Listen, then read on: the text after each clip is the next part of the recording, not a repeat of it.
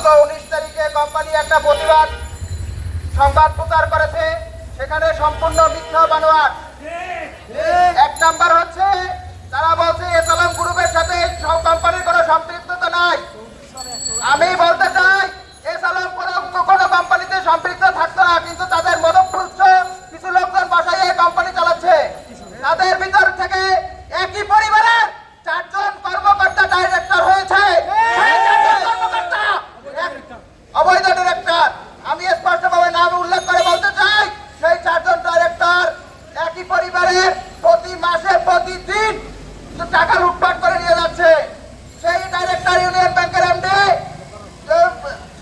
আমি আর একটি কথা বলতে চাই, কোম্পানির ডিএমডি আনিসুর রহমান, আপনি খুব দ্রুত পদত্যাগ করুন।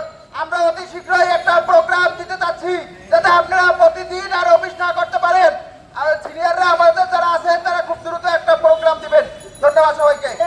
2বার টার্মিনেশন করেছেন, আমাকে 2বার চাকরিচ্যুত করেছে প্রাইম ইসলামী লাইফ ইন্স্যুরেন্স কোম্পানি। অবৈধভাবে আমাকে 2বার চাকরিচ্যুত করেছে, 2বার চাকরিচ্যুত করেছে আমাকে। আমি শ্রেষ্ঠ ডেস্ক কর্মকর্তা নির্বাচিত হওয়ার পরেও আমাকে 2বার চাকরিচ্যুত করেছে। তাহলে আমার দোষ না তাদের দোষ? আপনাদের সাংবাদিক মাধ্যমে ভাইদের কাছে আমার প্রশ্ন।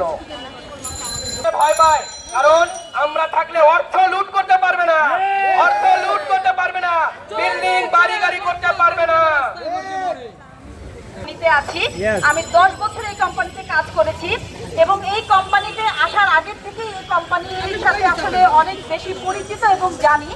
2000 সাল থেকে এই কোম্পানি তিলে তিলে করে গড়ে উঠেছে এবং এই কোম্পানি যখন গড়ে উঠেছে তখন আমরা আমাদের সিনিয়র ম্যাডামদের কাছে শুনেছি যে তারা তখন টেবিল চেয়ার ছিল না এই অফিসে, তারা মাদুর বিছিয়ে আপনার এরকম ফ্লোরে বসে তারা কাজ করত।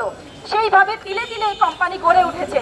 অথচ এই কোম্পানির লাইফ ফান্ড একসময় অনেক ভালো ছিল, অথচ তারপরে আমরা যখন টার্মিনেট হই আমরা শুনি এই কোম্পানির তাদেরকে টার্মিনেট হওয়া কর্মকর্তা কর্মচারীদের দেওয়ার মতো তাদের কাছে এখানে ফান্ড নাই। তাদের দেওয়া টাকা provident fund, gratuity, profit bonus যেগুলো তাদের ন্যায্য পাওনা সেইগুলো দেওয়ার মতো তাদেরকে ফান্ড নাই। বছরের পর বছর মানুষ এসে ঘুরেছে, তারা অ্যাপ্লিকেশন করেছে, অনেকভাবে চেষ্টা করেছে, কিন্তু তারপরেও তাদের কাছে এখানে ফান্ড হয় নাই তাদেরকে দেওয়ার মতো। তারা যদি বলে থাকে তারা মানুষকে তাদের পাওনা পরিশোধ করেছে তাহলে সেটা তাদের একদমই সম্পূর্ণ মিথ্যা কথা। কারণ তারা খুব অল্প সংখ্যক কিছু মানুষকে দিয়ে তারা বিষয়টাকে ধামাচাপা দেওয়ার চেষ্টা করেছে। অল্প কিছু মানুষকে দিয়ে তারা এইটাই প্রচার করতে চেয়েছে যে আমরা তো আসলে আমাদের এই পাওনাগুলো পরিশোধ করেছি। তো আসলে একটা এমপ্লয়ি যখন চাকরি করে তাকে কিন্তু কোনো কারণ ছাড়া ম্যানেজমেন্ট কিন্তু টার্মিনেট করতে পারে না। এবং আমি জানি, আমি 2009 সালে যখন জয়েন করি আমাদের সাথে আমরা অনেকেই জয়েন করেছি, তখন কিন্তু সবাই মাস্টার্স পাস করে এখানে জয়েন করেছে। কেউ কিন্তু একদম জুনিয়র অবস্থায়, সবাই ম্যাচিউর অবস্থায় এবং মাস্টার্স কমপ্লিট করে, অনার্স মাস্টার্স কমপ্লিট করে সবাই এখানে জয়েন করেছে। অথচ তাদের অনেকের কারো বিরুদ্ধে কোনো শোকজ লেটার, কোনো অর্থ কেলেঙ্কারি, কোনো রকম কোনো চিঠি নাই। তা আপনারা তাদের ফাইলগুলো তদন্ত করলে দেখবেন যে আমি বলতে পারবো, আমি তো জানি যে যাদের সাথে 10 বছর কাজ করেছি কারো ফাইলেই কিন্তু কোনো রকম শোকজ লেটার, ওয়ার্নিং লেটার, আপনার অর্থ কেলেঙ্কারি যাইতে এরকম কোনো রকম তাদের কোনো কেস তাদের ছিল না। অথচ কোনো কারণ ছাড়া কিন্তু তারা টার্মিনেট করতে পারে না। আর আমাদের দুঃখটা এই জন্য যে টার্মিনেট জিনিসটা অনেক খারাপ। আসলে এই টার্মিনেট হওয়ার কারণে কিন্তু আমরা কোথাও গিয়ে বলতে পারি না। যখনই আমরা কোথাও অ্যাপ্লাই করেছি, আমি নিজে যেটা ভুক্তভোগী, অ্যাপ্লাই করেছি, যখনই দেখেছি প্রাইম লাইফের কর্মকর্তা তখনই বুঝতে পেরেছে যে আমরা সেই টার্মিনেট লিস্টের লোক। তার মানে কি তাহলে এই যে পড়াশোনা করলাম এতদিন, এখানে 10 বছর শ্রম দিলাম, তাহলে কি এই টার্মিনেট লেটারটাই সব কিছু ধূলিসাৎ করে দিল? আমাদেরকে তো এইভাবে টার্মিনেট লেটার না ধরাই দিয়ে আমাদেরকে অন্যভাবেও আমরা যাতে অন্য জায়গায় আমাদের কোনো কর্মসংস্থান খুঁজে নিতে পারি সেভাবেও আমাদেরকে বিদায় করতে পারতো।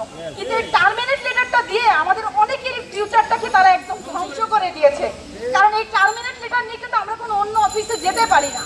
সেখানে গেলেই বলে নিশ্চয়ই আপনি কিছু করেছেন যার কারণে আপনাকে টার্মিনেট করা হয়েছে। অথচ আমরা কিন্তু জানি আমাদের প্রত্যেকের ফাইল, আমাদের প্রত্যেকের সাথে আজকে আমাদের টার্মিনেট লেটার আছে, আমাদের আইডি কার্ডগুলো আছে।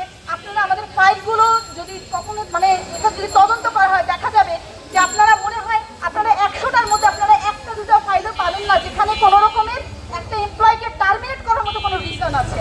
তাহলে আসলে একটা ম্যানেজমেন্ট কিন্তু বিনা কারণে কাউকে টার্মিনেট করতে পারে না। হ্যাঁ, ম্যানেজমেন্টের চেঞ্জ থাকবে, সব কিছুরই পালা বদল থাকবে, রদ বদল থাকবে, তার মানে এই না যে সব আপনি কচু গাছের মতো সব কেটে ফেলে দিয়ে আপনি একদম পরিষ্কার করে ফেলবেন। তাহলে এই কোম্পানি যাদের দিয়ে গড়ে উঠেছে, এই কোম্পানি তিল তিল করে, তো এই কোম্পানিতে প্রচুর গ্রাহক এই কোম্পানির আছে। হ্যাঁ, এবং তারা কি করেছে,